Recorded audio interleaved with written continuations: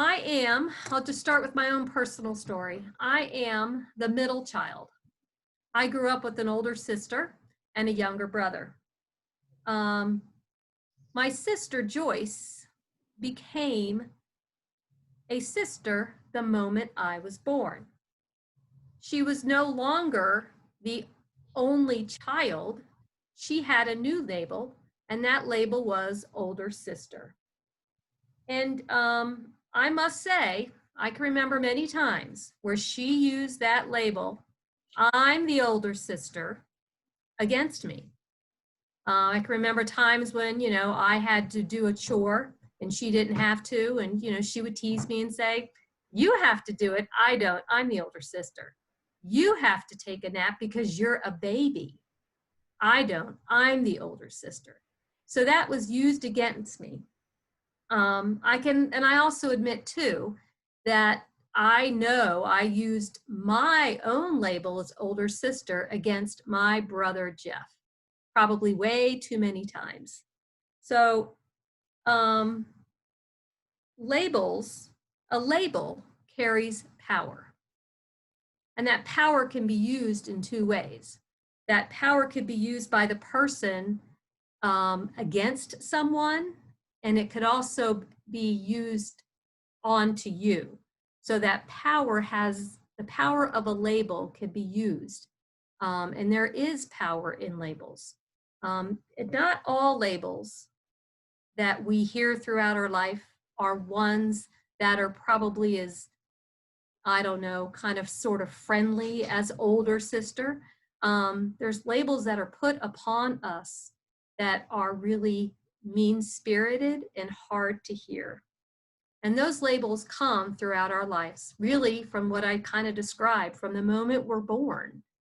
You might be when you're first born, you could already be a brother. You might even be an uncle. You've now made your mom and your dad a label of their own. They're now parents. So labels are kind of put on us from the moment we're born. They certainly follow us through our childhood.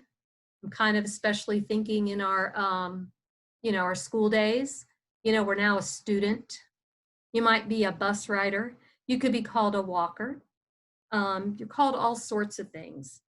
But our teen years really, I don't know, I feel that there are a lot more labels that are put upon us in our teen years.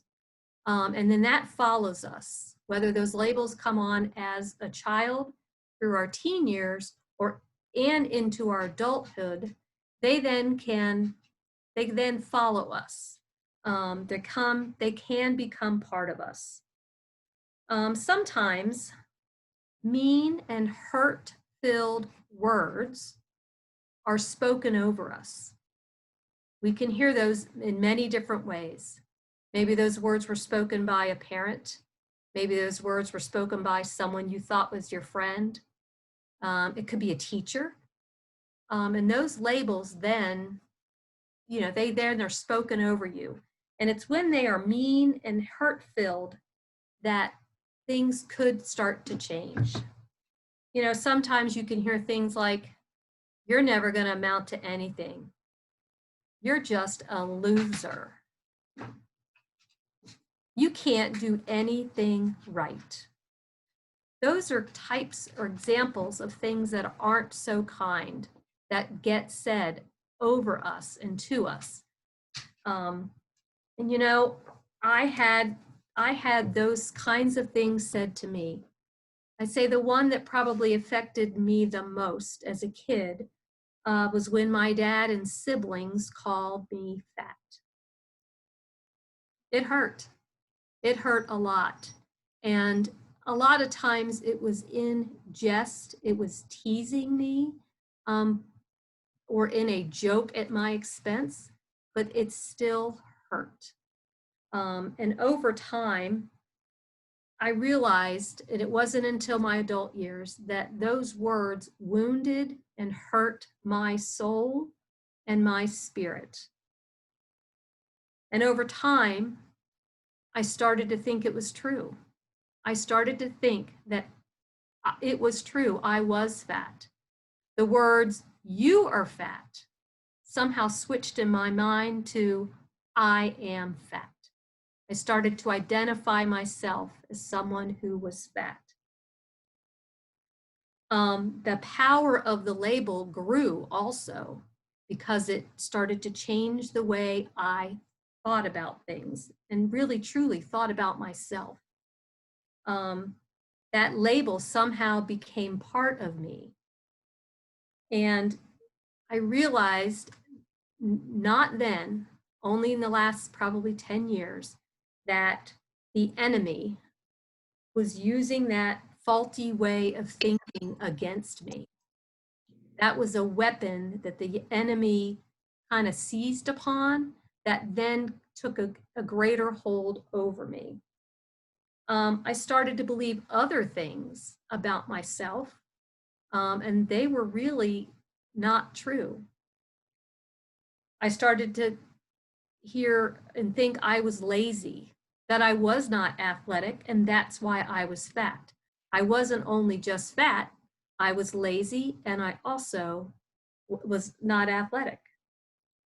I also started to compare myself to the way other women looked. I never, ever felt like I measured up. So as that thinking kind of came and took a greater hold in me, I could rationalize, just eat whatever it is you want, because after all, you're fat. And that's what a fat person does. They just eat. My addiction to sugary foods began then in childhood. The power of that fat label created a false identity.